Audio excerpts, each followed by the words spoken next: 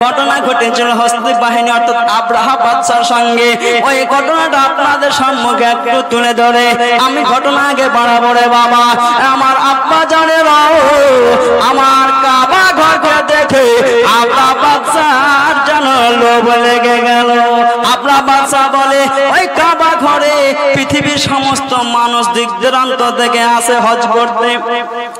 আর হজ করতে আসে যখন অনেক মানুষ, অসংখ্য মানুষ, কোটি কোটি মানুষ জমা হয়। আর ওই মানুষ যত যেখানে জমা হবে ওই জায়গায় ব্যবসা বাণিজ্য বেশি হবে কিনা। তো আব্রাহা বাদশা দেখলো, এমন দেশের বাদশা আব্রাহা, ওই আব্রাহা বাদশা দেখলো যে মক্কা নগরীতে যেন অসংখ্য লোক এসে উপস্থিত হয়ে যায়। আর ওই মক্কাবাসীর এই যেন ব্যবসা ভালো চলে, কোটি কোটি তারা বেচা কেনা করে, ওদের কিন্তু ব্যবসা খুব ভালো চলে। তো কাবা ঘর কি এমন একটা ঘর, এর চাইতে আমি একটা বড় করে একটা সৌন্দর্য করে সোনা দিয়ে রূপা দিয়ে আমি একটা কালিসা তৈরি করব, গির্জা তৈরি করব, আর আমি এলান করে দেব কাবা আর যেতে হবে না, তোমরা আমার এই গির্জা তওয়াফ করতে এসো। তাহলে মানুষ এখানে আসবে, আমার এই এলাকাতে ব্যবসা বাণিজ্য ভালো চলবে, কাবার মক্কাবাসীদের ব্যবসা ডাউন হয়ে যাবে। এটা একটা পরিকল্পনা করলো।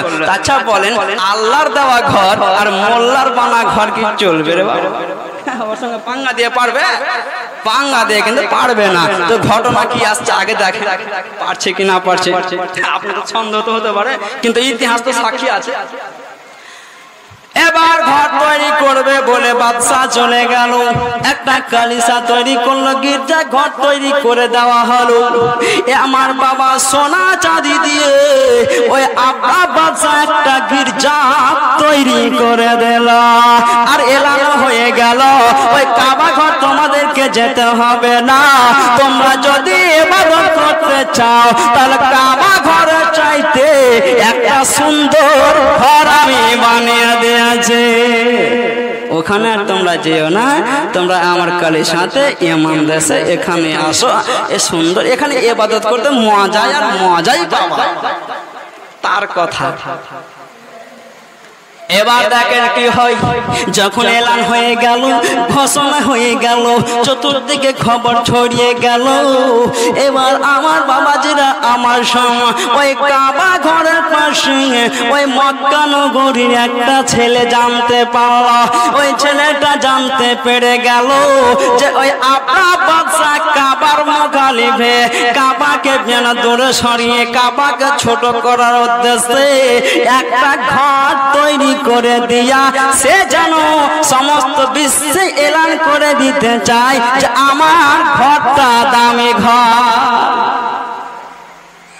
তো ও ব্যক্তি যখন শুনতে পেল তো বলছে না, এটা হতে দেওয়া যাবে না, এটা হতে দেওয়া যাবে না। কাবা ঘর হচ্ছে সবচেয়ে বড় ঘর, আল্লাহর ঘর কাবা বাইতুল্লাহ, আর কাবার মুখালিফে কাবাকে ব্যতি রেখে ও ঘর করে আবার বলছে আমারটা দামি ঘর, কাবার সম্মান কমাতে চাইছে না, তাকে কাবা ঘরের সম্মান কমাতে দেওয়া যাবে না। তাহলে কি করব? একটা কিন্তু বুদ্ধি বের করবে। আচ্ছা বলেন, বাদশার সঙ্গে সাধারণ লোক পাঙ্গা দিয়ে পারবে? পারবে যে সাধারণ পাঙ্গা দিয়ে পারবে না, তো কৌশলের জন্য কাজ করতে হবে। তো ও বলছে কৌশলে একটা কাজ করব। কি কাজ? বলো আমি তো যাই ওই মক্কা নগর থেকে ইয়ামান দেশে আব্রাহার বানানো গির্জার কাছে ওই ব্যক্তিটা চলে গেল, ওখানে পৌঁছে গেল। আর বলছে তো ইবাদত করতে লাগলো, মনে হচ্ছে সত্যি ওই গির্জাটাকে মহব্বত করছে, কিন্তু ওরা মানুষ দেখানি। আমাদের কিছু লোক আছে মানুষ দেখানি ইবাদত করছে, আছে না? নাই মানুষ দেখানি ইবাদত করে দিল, আর দেখেন যে মুখের ভাষা ঠিক নাই, নামাজ তো খুব পড়লো, মুখের ভাষা ঠিক নাই, এমন ভাবে ভাষা বলছে যেগুলো ভাষা এখানে বলা যাবে না। ছেলে থাকছে, বউ থাকছে, দিল ভাষা বলে ও ভাজি খুব কাজ করে দিল। কিন্তু বাবাজি নামাজ আপনি পড়ছেন, তো শুধু নামাজ পড়লে যে মুখের ভাষা ঠিক করতে হবে তা নয়, সবসময় মুখের ভাষা ঠিক রাখা দরকার। কিন্তু আপনি নামাজ পড়ছেন, তা সত্ত্বেও আপনি মুখের ভাষাটা এইভাবে খারাপ করছেন, এটা আপনার অন্যায়। আর এমনি সময় তো মুখের ভাষা খারাপ করা যাবে না, আপনাকে ঠিকভাবে কথা বলতে হবে। তো এবার আসুন, ওই এমন ভাবে ইবাদত করতে আরম্ভ করলো, ও মনে হচ্ছে যে ওইখানে যত লোক ইবাদত করছে ওর মতো কেউ ইবাদত করতে পারছে না, মানে ও সবচেয়ে দামি ইবাদত ব্যক্তি, এরকম ভাবে যাবে। তাহলে তো বাদশাহ মনে করবো আমারই লোক আছে, বাহ ও ভক্ত হয়েছে। ওই ব্যক্তিটার নাম কিন্তু আপনাদেরকে শোনাবো ইনশাআল্লাহ, যেটা আপনারা শুনতে চান।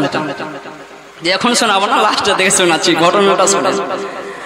এবাদত আরম্ভ করে দিল, একের পর দিন, দুইয়ের পর 3 দিন এভাবে কাটতে আরম্ভ করলো। বাদশাহ সাহেবের কাছে খবর চলে গেল একটা লোক এমন এসেছে যে আপনার কালিসাকে খুবই ভালোবাসে, আর আপনার কালিসা ছাড়া কিছু বুঝে না, কোথাও যায় না, শুধু ওখানে থাকে, খায় দায়, কি খায় না খায় জানি না, শুধু ইবাদত আর ইবাদতই করে। বলে সত্যি? বলে হ্যাঁ। ঠিক আছে, ভালো কথা। এবার একদিন ওই ব্যক্তি বলছে কালিসার যে দেখভাল করছে তাদেরকে, যে হ্যাঁ গো, আমি যতটা ইবাদত করছি, আমি যতটা তোমাদের গির্জাকে মহব্বত করছি, তোমরাই তো করো না। ওরা বলছে কথা কেন, ঠিকই, আমরা তো একটা ডিউটি থাকে, বাদশার হুকুম, ডিউটি পালন করলাম, রাত 10টা বাজলো, তালা মেরে আমরা চলে গেলাম, গোটা রাত তো আমরা ইবাদত করি না, গোটা রাত তো আমরা ইবাদত করি না। কিন্তু ওই ব্যক্তিটা যে এসছে কাবা মক্কা থেকে, ওই ব্যক্তিটা গোটা রাত ইবাদত করতে থাকে। তো বলছে হ্যাঁ গো, তোমরা তালা মেরে চলে যাচ্ছ ভাই, তো চাবিটা আমাকে দিয়ে দিলে ভালো হয়। তোমরা তালা মেরে চলে যাচ্ছ, আমি গির্জা থেকে বাইরে থেকে আমাকে ইবাদত করতেছে, ভিতরে তো আমি ইবাদত করতে পাই না, মনটা কিন্তু আমার শান্তি হয় না। বলে সত্যি? বলে হ্যাঁ। ওরা ভালো কথা কিন্তু ঠিকই। হ্যাঁ, বাচ্চাটাকে একটু চেপার ব্যবস্থা করেন, আর না তো নিচে নিয়ে চলে যান, একটার জন্য সবাই ডিস্টার্ব হচ্ছে সবারই। তো হচ্ছে যে হ্যাঁ, কথা কিন্তু সত্য, আমরা তালা মেরে চলে যাই, গির্জা লাগিয়ে চলে যাই, আর ও বাইরে থাকে বেচারি, ইবাদত তো সারাদিন ভিতরে করে, আর রাত্রে কিন্তু ভিতরে ইবাদতটা করতে পারে না। তো বাদশাকে খবর দিই, বাদশাকে জানানো হলো, বাদশাহ সাহেব এই ঘটনা আপনাকে জানিয়েছিলাম যে মক্কা নগর থেকে একটি লোক এসেছে, আর আপনার গির্জার ইবাদত মগ্ন থাকে। তবে বাদশাহ সাহেব একটা কথা যেন আজকে বলতে বলেছে। কি কথা? বলে আপনার গির্জা ঘরের চাবি সে ব্যক্তিটা চেয়েছে। বলে চাবিটা চেয়েছে কেন? বলে ভিতর থেকে ইবাদত করবে তাই। বলে সত্যি? বলে হ্যাঁ। এত আমার ঘরকে পছন্দ করেছে? বলে হ্যাঁ। আর ওই ঘরকে আপনার ধরেন এত সুন্দর করে তৈরি করেছে, আর আপনার বলা হয়েছে যে সেন্ট মেরে রাখতো, সেন্ট দিয়ে খুশবু দিয়ে একদম খুশবু করেছিল। তো বাদশাহ সাহেব বলে ঠিক আছে যাও, তাকে চাবি দিয়ে দাও, সে আমার ঘরে ইবাদত করবে আর থাকবে, আর তাকে পেট ভরে খাবার খেয়ে দাও আমার তরফ থেকে। খাওয়ারও খেলে দেয়, আমার ঘরে যখন ইবাদত করছে মন দিয়ে প্রাণ দিয়ে, তো দাও, খাওয়ারও দিয়ে দাও, চাবিও দিয়ে দাও, সে তার কাছে সব থাক। এবার ওই ব্যক্তি বলছে কাজ কিন্তু হয়ে গেছে, যেটা ইচ্ছা ছিল আমার ইচ্ছা কিন্তু আমি পূরণ করবো। জুতপাত করে খেলো, চাবিও পেলো। আচ্ছা বলেন রাত 12টা 1টা দিকে আর কে থাকবে ওখানে? সব তো চলে গেছে আপনার আপনার জায়গায়, কালিসা ছেড়ে গির্জা ছেড়ে। এবারে কোন কি করেছে, গির্জাতে পায়খানা করে দিয়েছে। বলেন, পায়খানা করে দিয়ে পাথর টাথর চালিয়ে ছিটিয়ে ভাগার রাতের মধ্যে চলে গেল। খেলটা কিন্তু জমিয়ে দিল। তুই কাবা ঘরের চাইতে তোর ঘরকে বেশি উন্নত মানে বলতে চাইছিস? হ্যাঁ দেখ, আল্লাহর ঘরের চাইতে তোর কালিসা বেশি তৈরি, বেশি সৌন্দর্য হতে পারে না, বেশি দামি হতে পারে না। ওখানে হজ হয়, তোর ঘরে হজ হবে না, আর তুই বলছিস তোর ঘরের দাম বেশি। দেখ আমি কি করলাম। এবার সকালে এসে দেখছি এই কারকির্তি, মনটা খারাপ হবে না? হবে না? শুধু খারাপ নয়, এমন ভাবে খারাপ যে ওকে পেলে কিন্তু মারবো, না মারলে কিন্তু ছাড়ো। গোসা তো একটা আসবে, রাগ তো একটা আসবে। এই কাজ করলে তোর মনের ভিতরে এ পাক ছিল, তোরা বুঝতে পারলাম না। কিন্তু বুঝতে পারবি কি করে? তুই আল্লাহর সঙ্গে পাঙ্গা লিছিস যে। তো সেই ব্যক্তিটার নাম ছিল নাইম। কি নাম? নাইম। বলে কোথাকার লোক ছিল? মক্কার। ওর সঙ্গে পাঙ্গা লিব না, তাহলে একটা কাজ করব। বাদশা একটা বুদ্ধি করালো। কি কাজ? বলে কাবা ঘর ভাঙতে যাব। কি করতে যাবে? কাবা ঘর ভেঙে ফেলে দেবো, না থাকবে বাঁশ না বাজবে বাঁশি। কাবা ঘর ভেঙে দেবো, আমার গির্জা চলতে থাকবে। এটা একটা পরামর্শ করলো, সিদ্ধান্ত করলো। সিদ্ধান্ত করে নেওয়ার পরে রে বাবা সমস্ত সৈন্য মৈন্যদেরকে সঞ্জন জোগাড় করে দিয়া বাদশা যেন কাবা ঘর ভাঙার জন্য চলতে আরম্ভ করলো।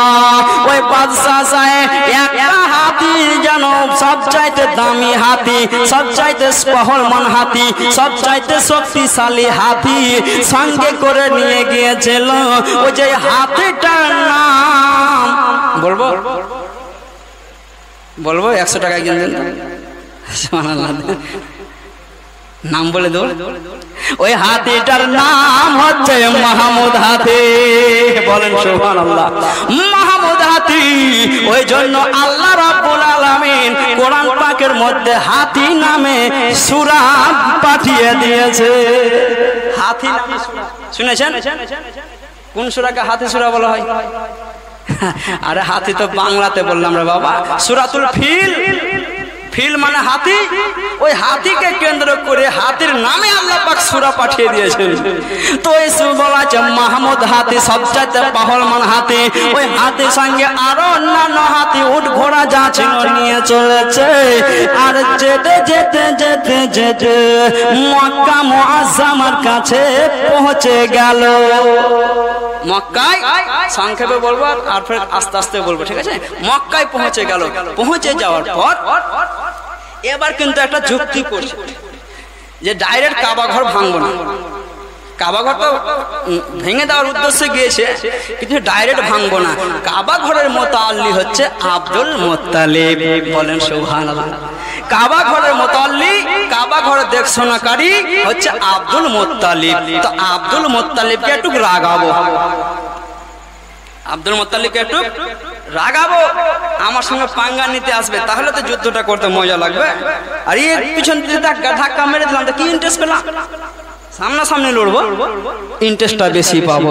বলে হ্যাঁ কথা ঠিক। বাদশা সাহেব এক জায়গায় আশ্রয় নিল, কাবা ঘর থেকে কিছু দূরে এক জায়গায় আশ্রয় নিয়ে তার সঙ্গে সাথীদেরকে পাঠিয়ে দিল যে যাও, আব্দুল মুত্তালিবের উট ওই মাঠে চড়ছে, রাখাল চড়াচ্ছে, হাজার হাজার উট, শত শত উট চড়ছে।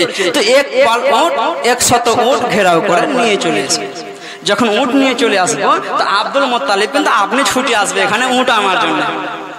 তখন আব্দুল মুত্তালিবকে বলবো উট আনতে এসছো, তোমার কাবা ঘর ভাঙতে এসছি, দেখো কত সৈন্য আমার। তখন তো যুদ্ধটা লাগবে, তখন তো মজাটা পাওয়া যাবে। এটা মনে করে লোক পাঠালো, উট নিয়ে চলে আসা হলো। 100 উট নিয়ে চলে এসছে, উটে রেখে দেওয়া হয়েছে। কি হলো? উট নিয়ে আসলো। ঠিক আছে, এবার কি হবে বাদশা সাহেব? যে আব্দুল মুত্তালিবের কাছে খবর গেলেই আপনি আসবেন। বলে ঠিক আছে। আব্দুল মুত্তালিবের কাছে খবর চলে গেল, রাখাল খবর পৌঁছে দিল। আব্দুল মুত্তালিব যেন খবর শুনে চলতে আরম্ভ করলো। কোথায়? ওই আবরাহ বাদশার কাছে। আমার উট নিয়ে গেল মানে আমার উট কি দোষ করেছে? আমি কি দোষ করেছি? উট আমি আনতে যাব। তো আব্দুল মুত্তালিবের সঙ্গে সাথীরা বলে না, আপনি উট আনতে যেন না, কারণ যদি আপনি উট আনতে যান তাহলে হয় আপনাকে জানে মেরে দিতে পারে। কারণ অনেক সৈন্য নিয়ে এসছে, অনেক হাতি নিয়ে এসছে, অনেক উট ঘোড়া নিয়ে এসছে, আর আপনি তার কাছে হাতি আনতে যাবে, উট আনতে যাবেন, কি হয় না হয়? আব্দুল মুত্তালিব বলে শোনো শোনো, আমার উট আব্দুল মুত্তালিব বলেন আমার উট আবরাহ বাদশা নিয়ে গেছে, আমি আমার উট আনতে যাব। আমি তো ওর উট চাইবো না, আমার উটই আমি নিয়ে আসতে যাব। ঠিক আছে চলো। এবার আব্দুল মুত্তালিব চলে আসছে, আবরাহ বাদশা দেখছে আব্দুল মুত্তালিব আসছে। এবার আবরাহ বাদশা তার সমস্ত সৈন্যদেরকে বলে শোনো, ওই যে দেখো আব্দুল মুত্তালিব চলে আসছে। তবে একটা কথা তোমাদের বলি, আব্দুল মুত্তালিব যখন কাছে এসে যাবে তো আব্দুল মুত্তালিবের জন্য কেউ দাঁড়াবে না। আগের প্রথা ছিল কেউ সম্মানিত ব্যক্তি আসলে তার সম্মানার্থে দাঁড়িয়ে যাওয়া হতো, বলেন সুবহানাল্লাহ। এখনো আছে না? নাই, এখনো প্রথা আছে। আপনি বসে আছেন, কোনো মৌলভী সাহেব চলে আসলো, আর আপনার মান্যগণ্য লোক চলে আসলো, আপনি তিনার সম্মানার্থে, আপনার কোনো মেহমান চলে আসলো, তিনার সম্মানার্থে আপনি দাঁড়িয়ে যান, দাঁড়িয়ে যান। সুন্নাত। এবার বলে শোনো, আব্দুল মুত্তালিব চলে আসছে, তবে আব্দুল মুত্তালিবকে সম্মান দেওয়ার জন্য কেউ দাঁড়াবে না, দাঁড়াতে নিষেধ করে দিল। যখন দাঁড়াবে না তো আব্দুল মুত্তালিবের মনে একটা রাগ হয়ে যাবে। হ্যাঁ, আমি একটা কাবা ঘরের মুতাল্লি, আমার বংশ কুরাইশ বংশের লোক, আমি সবচাইতে দামি খানদানের বংশ, সবচাইতে দামি বংশ হচ্ছে কুরাইশ বংশ, আমি সেই বংশের লোক, আর আমার জন্য দাঁড়ালো না, এটা যেন সে মনে করে, তাহলে তো রাগটা বেশি হবে। কিন্তু তিনি কি রাগবে রে বাবা? রাখবে না। আল্লাহ ওয়ালারা এভাবে লাগে না। তুমি আল্লাহ তাকে সম্মান না করো, তোমার ক্ষতি, ওর কি ক্ষতি? আব্দুল মুত্তালিব চলে আসছে, বলে দাঁড়াবে না, বলে ঠিক আছে জাহাপনা বাদশা সাহেবকে দাঁড়াবো দাও। এবার আব্দুল মুত্তালিব যখন কাছে এসে গেছে, মানুষ তো দাঁড়ার দৌড়ে কথা, আব্রাহা বাদশা নিজেই দাঁড়িয়ে গিয়েছে, বলেন সুবহানাল্লাহ। সবকে মানা করলো দাঁড়াস না, আর নিজেই দাঁড়িয়ে গেল। বলে কেন দাঁড়ালেন? বলে আরে আব্দুল মুত্তালিবের মাথায় একটা নূরের একটা চমক, নূরের একটা ঝলক, নূরের একটা জ্যোতি এমন চকমক করে, আমি বরদাস্ত করতে পারলাম না, আমি বসে থাকতে পারলাম না। ওই নূরকে সম্মান দেওয়ার জন্য, ওই আলোকে সম্মান দেওয়ার জন্য আমি আব্রাহা বাদশা নিজেই দাঁড়িয়ে গিয়েছি। তো যখন বাদশা দাঁড়িয়ে গেল বাবা, সৈন্য বসে থাকবে, সবাই কিন্তু দাঁড়িয়ে গেল। এবার আব্দুল মুত্তালিবের সম্মান হয়ে গেল। তা আব্দুল মুত্তালিবের পেশানিতে, আব্দুল মুত্তালিবের কপালে কিসের নূর ছিল? আমার দয়ার নবীর, নবী পাক সাল্লাল্লাহু আলাইহি ওয়াসাল্লামের নূরের ঝলক ছিল, বলেন সুবহানাল্লাহ। দাঁড়িয়ে গেল। এবার কথাবার্তা হলো, কি খবর? বলে আমার উট নিয়ে এসছো, উট দাও। আমার উট যে নিয়ে এসছো, উট দাও। আব্রাহা বাদশা বলি 100 উট নিয়ে এসছে, উট চাইতে এসছে, এর কোনো রাগ ঝালি দেখতে পাচ্ছি না। মাইন্ড খারাপ হওয়ার কথা, এর মাইন্ডে কোনো আমি কিছুই দেখতে পাচ্ছি না, উট চাইতে এসছে। বলে যা উট নিয়ে যাও, দিয়ে পাঠিয়ে দিল। আব্রাহা বাদশা আব্দুল মুত্তালিবকে বলে দেখো তোমার কাবা ঘর ভাঙতে এসছে, তোমার কাবা ঘর ভাঙতে এসছে, কাবা ঘর ভেঙে নষ্ট নাবুদ করে দেব। আব্দুল মুত্তালিব বলে শোনো, কাবা ঘর আমার ঘর নয়, যদি আমার ঘর ভাঙতে আসতে আমি ব্যবস্থা করতাম, তুমি ভাঙতে এসছো আল্লাহর ঘর বাইতুল্লাহ। আমার ঘর যদি ভাঙতে আসতা তাহলে আমি ব্যবস্থা করতাম আমার ঘরটা কিভাবে আমি বাঁচাতে পারি। কিন্তু তুমি এসছো কাবা ঘর ভাঙতে, আল্লাহর ঘর ভাঙতে, আল্লাহ ঘর ভাঙতে এসছে, এতে তো আমার কিছু করার নাই। আমার কিছু করার নাই, যার ঘর ভাঙতে এসছো সে বুঝবে।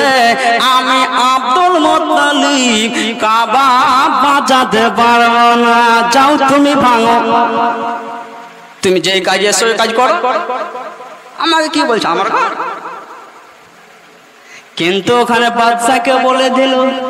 এসে আজ রাতে আব্দুল মুত্তালিব বাড়ি চলে আসলেন। বাড়ি এসে সমস্ত জায়গায় এলান করে দিলেন, শোনো শোনো।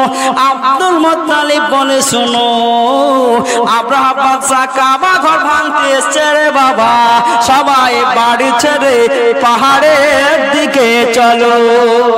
বাড়ি ছেড়ে পাহাড়ের দিকে সব চলো, কারণ কাবা ঘর ভাঙতে গিয়ে বাড়ির দিকে আক্রমণ করতে পারে, হামলা করতে পারে। অতএব সবাই বাড়ি ঘর ছেড়ে দিয়ে পাহাড়ের আড়ালে চলো। আব্রাহা বাদশা অসংখ্য অসংখ্য সৈন্য নিয়ে এসছে, তার সঙ্গে পাঙ্গা দেওয়া যাবে না, চলো সব আড়ালে চলে। সবকে পাঠিয়ে দেওয়া হলো। আব্দুল মুত্তালিব বলে গ্রামবাসীকে পাহাড়ের আড়ালে পাঠাইয়া দিয়া এবার তিনার বৌমা আমেনাকে বলে, বৌমা আমেনা রে, দেখরে মাদা কাবা ঘর ভাঙা তবে শুনবে মা, তোমাকে আমি কাবা ঘরের দিকে নিয়ে যেতে চাই। বলে আব্বা জান, কাবা ঘর ভাঙবে আব্রাহা বাদশাহ, সবাইকে আপনি পাহাড়ের দিকে পাঠিয়ে দিলেন, আর আমি আমেনাকে কাবার দিকে আবার নিয়ে যাইতেছেন কেন? সবকে পাহাড়ের আড়ালে পাঠালেন, আর আব্দুল মুত্তালিব নিজের বৌমা আমেনাকে নিয়ে কাবা ঘরে যেতে চাই। আচ্ছা বলেন, কাবা ঘর তো ভাঙতে আসছে বাদশা, আর ওখানে যেতে চাই, কারণ কি? কারণ দেখেন রে বাবা, আব্দুল মুত্তালিব বলে মা, কাবা ঘরে তোমাকে জন্ম নিয়ে যাচ্ছে রে মা, তোমার গর্ভে যে সন্তানটা আছে ওইটা কোনো সাধারণ সন্তান নয় রে মা। আমি জানো ইঙ্গিত পেয়ে গেছি, আমি জানো খবর পেয়ে গেছি, যে ব্যক্তিটা তোমার গর্ভে আছে তিনি হচ্ছেন আখেরি জামানার নবী। ওই নবী পাক সাল্লামকে তুমি গর্ভে রেখে কাবা ঘরে গিয়ে আল্লাহ দরবারে হাত তুলে দোয়া করব রে মা, তুমিও দোয়া করবে, আমি আব্দুল মুত্তালিব দোয়া করব, আল্লাহ রাব্বুল আলামিনকে জানাবো মাওলা তোমার কাবা ঘর ভাঙার জন্য আব্রাহা বাদশাহ অসংখ্য সৈন্য নিয়ে এসেছে, তোমার আব্রাহা বাদশার সঙ্গে আমি আব্দুল মুত্তালিব পারবো না, আমার অতটা সৈন্য নাই, অস্ত্র নাই, হে পরওয়ারদিগার আলম তোমার কাবা ঘর বাদশা ভাঙতে এসেছে, আল্লাহ তুমি তোমার ঘর হেফাজত করে নাও। বলেন সুবহানাল্লাহ। আল্লাহর জিনিস দোয়া করে দিলেন আল্লাহ রাব্বুল আলামিনের কাছে, আল্লাহ তোমার কাবা ঘর তুমি হেফাজত করে নাও, আমি আব্দুল মুত্তালিব পারবো না। কার ওসিলা দিয়ে দোয়া করলেন? আমার নবী, আপনার নবী, দোজাহানের নবী, রাহমাতুল লিল আলামিন নবী, গায়বের সংবাদদাতা নবী, হাজির নাজির নবীর ওসিলা দিয়ে যেন দোয়া করে দিলেন। নবীর ওসিলা নিয়ে দোয়া করে দিলেন যে আল্লাহ তোমার নবী, তোমার হাবিব মা আমিনার গর্ভে আছে, আল্লাহ ওই নবীর ওসিলায় দিয়ে তোমাকে বলি আল্লাহ তোমার ঘর তুমি হেফাজত করো। দোয়া করলেন। এবার আব্দুল মুত্তালিব দোয়া করে চলে গেলেন। আব্রাহা বাদশা কিন্তু আসছে, চলে আসছে, আল্লাহ কিন্তু দোয়া কবুল করে নিলেন। করবেন না? আল্লাহর ঘর, আল্লাহ তো বাঁচাবে। মারে আল্লাহ, রাখে কে? আর রাখে আল্লাহ, মারে কে? আল্লাহ যদি রাখতে চায় কেউ মারতে পারবে? গোটা দুনিয়া একদিকে হয়ে গেলেও পারবে না। আর আল্লাহ যদি মারতে চায় গোটা দুনিয়া এক জায়গায় হয়েও কোনো ডাক্তার মাস্টার বাঁচাতে পারবে না, নাকি বলেন? এবার কাবা ঘর বাঁধতে আসতে যে চলে আসো, আল্লাহ রাব্বুল আলামিন হযরতে জিবরিল আলাইহিস সালামকে ডাক দিয়ে বলে, জিবরিল যাও রে যাও, তুমি অতি সুন্দর ঝাঁকের ঝাঁক পাখি নিয়ে আকাশ থেকে নিচে নামো, যেন আমার কাবা ঘর ভাঙার জন্য আব্রাহা বাদশা চলে এসেছে। জিবরিল আমিনকে পাখি দিয়ে আল্লাহ পাক পাঠাচ্ছেন। তার আগে একটু গজল বলে দিই। ও গো মা আমেনা তোমার বলি শোনো না, বলেন সুবহানাল্লাহ। ও গো মা আমেনা তোমায় বলি শোনো না, বলেন সুবহানাল্লাহ। হলো না, চাচা ঘুমাচ্ছে, এই জন্য তো গজল খেলাম। চাচা ঘুম করলে হবে না, চাচা একটু জেগে যান। ও গো মা আমেনা তোমায় বলি শোনো না, কে তোমার কোলে এসেছে মাগো, তোমার কোলে এসেছে মাগো তাজদারে মদিনা। ও গো মা আমেনা তোমায় বলি শোনো না। ঈসা নবী, মুসা নবী করেছিলেন প্রার্থনা, ও গো নবী মোদের না বানায়া আখেরি নবীর উম্মত কেন করলে না, উম্মত কেন করলে না? সেই নবীর উম্মত মোরা, সেই নবীর উম্মত মোরা, একবার জোরে সুবহানাল্লাহ বলো না। ও গো মায়া মেহনা তোমায় আমায় বলে শোনো না গো মায়া মেহনা তোমায় বলি শোনো না। অনেক লম্বা গজল আছে, গজলের দিকে আমি আর যাই না। এবার দেখেন আল্লাহ রাব্বুল আলামিন হযরতে জিবরিল আলাইহিস সালামকে যেন বলে দিলেন, জিবরিল যাও আমার নবী পাক আলাইহিস সালামের বলেছে দাদা আব্দুল মুত্তালিব দোয়া করে দিয়েছে, যাও যাও অতি দ্রুত চলে যাও, কাবা ঘর আক্রমণ করার আগে যেন কাজ ক্লিয়ার করতে হবে, কাজ ক্লিয়ার করতে হবে। কাবা ঘরে যেন একটু কোনো আঁচড় না দিতে পারে, কোনো একটু দাগ পর্যন্ত না লাগাতে পারে, তার আগে ধ্বংস করার প্ল্যান হয়ে গেল। আল্লাহ রাব্বুল আলামিন হযরত জিবরিল আলাইহিস সালামকে বলে যাও যতটা লোক আছে ততটা তুমি পাখি নাও, আর ওই প্রত্যেকটা পাখির যেন কাছে 3টা করে কাঁকড় থাকবে, 2 পায়ে 2টা আর মুখে একটা করে কাঁকড় থাকবে। আর পাখি যেন জানে যার একটা পাখির কাছে 3টা যেন পাথর আছে, একটা পাথরে ওই ব্যক্তির নাম, আর আরেকটা পাথরে ওই ব্যক্তির বাপের নাম, আর আরেকটা পাথরে ওই ব্যক্তির বংশের নাম লেখা যাবে। তো পাখি জানে যে কোনটা ব্যক্তির পাথর আমার কাছে আছে। আর আজকাল কিছু লোক বলে যে নবী গায়েবের কথা জানে না, বলেন আপনারা বলেন। পাখি জানে যে আমার কাছে কোনটা লোকের পাথর আছে। আচ্ছা এখানে ধরেন যে আপনার 50 কি 60টা কি 100টা লোক বসে আছেন। আচ্ছা যদি পাখি 10টা পাখি আছে পাথর নিয়ে, কোনটা কার নাম আছে জানেও? কিন্তু জানে। আল্লাহ যদি জানাই তো অবশ্যই জানতে পারবে। তো আল্লাহ পাক বলেন আমার নবী পাক সাল্লাল্লাহু আলাইহি সাল্লামকে আমি গায়েবের সংবাদদাতা করে দিয়েছি, বলেন সুবহানাল্লাহ। তো আল্লাহ যদি নবীকে গায়েবের সংবাদদাতা করে দেয়, তা আমরা গায়েবের সংবাদদাতা বলতে অসুবিধা কোথায়? পাথর যেন নিয়ে পাখি চলে আসলো। এবার আব্রাহা বাদশাহ হুকুম করতে যায়, এই আমার মাহমুদ হাতির ব্যক্তি শোন, হাতিটাকে সামনে কর, আর দেরি করা যাবে না, কাবা ঘর ভাঙতে লেগে যায়। বাদশাহ আগা থেকে ছিল, সামনে ছিল প্রজা সব পিছে, আর বাদশার পিছেই ছিল মাহমুদ হাতির লোক। আগে হাতিকে লাগাবে, সুঁড় দিয়ে উড়াবে তো ভেঙে পড়ে যাবে, তারপর ভাঙবে। এটাও ধারণা ছিল, ইশারা করছে।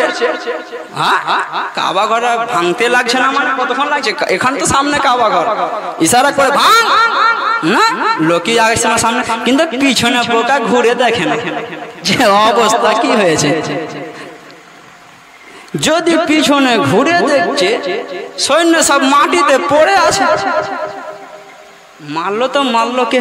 কোনো তো সৈন্য নাই, কোনো তো মেশিন গান নাই, কোনো তো যন্ত্র নাই, কোনো তো ব্যক্তিও নাই, কোনো তো এক্সট্রা কোনো জন্তু নাই, বাঘ ভাল্লুক কিছু নাই, তো মারলো কে? তো একটু আকাশের দিকে তাকিয়ে দেখছে। তো যখন আকাশের দিকে তাকিয়ে দেখছে তো দেখছে ঝাঁকের ঝাঁক আবাবিল পাখি, বলেন সুবহানাল্লাহ। পাখি দেখে ও কিন্তু ভয় পেয়ে গেল। এখানে যখন কিছুই নাই তো কারো দ্বারা হয়নি, যদি এই কাজ হয়েছে এই ছোট ছোট পাখির দ্বারাই হয়েছে, তা আমি আর আগে পারবো না, আমাকে ভেগে যেতে হবে। পাখি দেখে ভয় খেয়ে গেল। কি দেখে ভয় খেলো?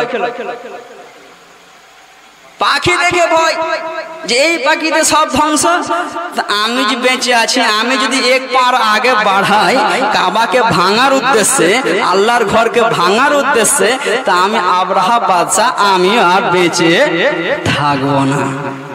তো আল্লাহ কিন্তু জিবরিল আমিনকে বলে দিয়েছেন যে দেখো আব্রাহা বাদশাকে তুমি মারবে না, যেই পাখির আয়াতটা আছে অর্ডারে আছে, ওই পাখিকে বলবা এই ঘটনা যখন ওর এলাকাতে গিয়ে সকলকে না বলে দিয়েছে অতক্ষণ পর্যন্ত ওর মাথায় ফেলবা না,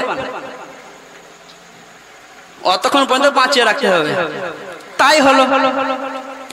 এই ঘটনা দেখে আর আগে বাড়লো না, আব্রাহা বাদশা ভেগে গেল নিজের দেশে গিয়ে একদম হাসতে হেপাতে ঘটনা খুলে বললো এই ব্যাপার, এই ঘটনা হলো। আর শেষ পর্যন্ত পিছনে ঘুরে দেখে পাখির ঝাঁক এসে মেরে ফেললো। এই ঘটনাটা সম্পূর্ণ বলা হয়েছে। আর ইতিমধ্যে ফুরুত করে ওই পাখিটাও তার ঘরে ঢুকে গেল। বলেন সুবহানাল্লাহ। যেমন ঢুকেছে ওই লোকদেরকে দেখাচ্ছে, দেখো দেখো এটাই পাখি, এগুলোই পাখি ছিল, এগুলোই পাখি। কি ছিল? এগুলোই পাখি ছিল। আমার সৈন্যকে যে ধ্বংস করলো এই সব পাখিতে। যেমন এই কথা বলা, পাখি কিন্তু ফুরুত করে তার মাথায় ফেলে দিল। বলেন সুবহানাল্লাহ।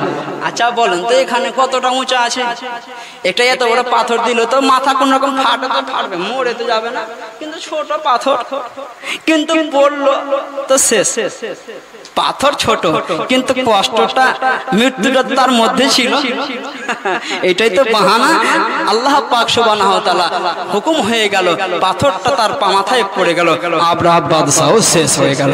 কি বুঝতে পারলেন? যে আল্লাহর সঙ্গে পাঙ্গা নেওয়া যাবে না। যাবে তো আল্লাহর সঙ্গে যেমন পাঙ্গা নেওয়া যাবে না, আল্লাহ ওয়ালাদের সঙ্গে পাঙ্গা নেওয়া যাবে না।